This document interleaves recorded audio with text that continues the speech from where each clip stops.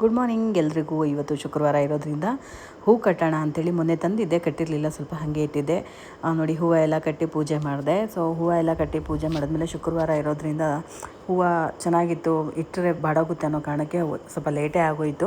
ಹಾಗೋ ಹಿಂಗೋ ಪೂಜೆ ಎಲ್ಲ ಮುಗೀತು. ಸೊ ಸಂಜೆ ಸ್ವಲ್ಪ ಮಲಗಿದ್ದು ರೆಸ್ಟ್ ಮಾಡಾದ್ಮೇಲೆ ಒಂದು 5:30ಗೆ ಎದ್ದೆ. 5:30ಗೆ ಎದ್ದು ನನ್ನ ಮಗನಿಗೆ ಕಸ ಗುಡಿಸು ಅಂತ ಹೇಳಿದೆ. ಸೊ ನನ್ನ ಮಗಳು ಆಚೆ ಹೋಗಿದ್ಲು. ಸೊ ಹಾಗಾಗಿ ನನ್ನ ಮಗನಿಗೆ ಕಸ ಗುಡ್ಸೋಕ್ಕೆ ಹೇಳಿದೆ. ಹಾಗೆ ಪಾತ್ರೆ ತೊಳೆದಿರೋದನ್ನೆಲ್ಲ ಜೋಡಿಸ್ಬಿಡೋಣ ಅಂತೇಳಿ ಪಾತ್ರೆ ಎಲ್ಲ ಇಡ್ತಾ ಇದ್ದೀನಿ.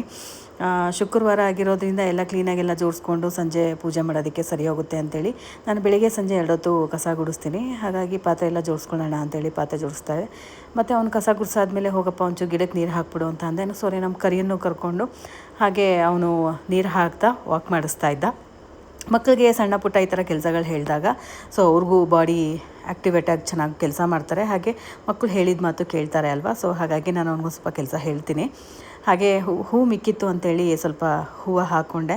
ಸೊ ಸಂಜೆ ಪೂಜೆ ಮಾಡೋಣ ಅಂಥೇಳಿ ಮತ್ತು ಸಂಜೆ 6 ಗಂಟೆಗೆ ಪೂಜೆ ಮಾಡ್ತಾಯಿದ್ದೀನಿ. ಪೂಜೆ ಮುಗಿಸ್ಕೊಂಡು ಮೇಲೆ ಬೇರೆ ಹೋಗಬೇಕು, ಮೇಲೆ ಬಟ್ಟೆ ಒಣಗಾಕಬೇಕು ಮತ್ತು ಗಿಡಕ್ಕೆಲ್ಲ ನೀರು ಹಾಕಬೇಕು.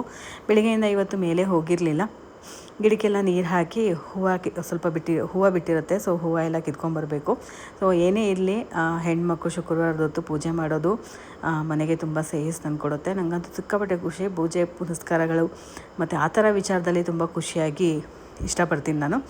ಹಾಗೆ ಪೂಜೆ ಎಲ್ಲ ಮುಗಿಸ್ಕೊಂಡು ಮೇಲೆ ಬಂದೆ. ಸೊ ಫಸ್ಟು ಹೂ ಕಿತ್ಕೊಂಡ್ಬಿಡೋಣ, 6 ಗಂಟೆ ಆದರೆ ಹೂ ಕಿತ್ಕೊಳ್ಳೋಕ್ಕಾಗಲ್ಲ, ಗಿಡ ಕತ್ಲೆ ಆದಮೇಲೆ ಹೂ ಕೀಳಬಾರ್ದಲ್ವ. ಸೊ ಹಾಗಾಗಿ ಹೂವು ಕಿತ್ಕೊಂಡು ಆಮೇಲೆ ನೀರು ಹಾಕೋಣ ಅಂತ ಸೊ ಎಲ್ಲ ಮಾಡ್ಕೊತಿದ್ದೆ. ಇಷ್ಟೇ ಇವತ್ತಿನ ವ್ಲಾಗ್ ಅಂತ ಹೇಳ್ತಾ ಥ್ಯಾಂಕ್ ಯು. ನೆಕ್ಸ್ಟ್ ವ್ಲಾಗಲ್ಲಿ ಸಿಗ್ತೀನಿ. ಬಾಯ್.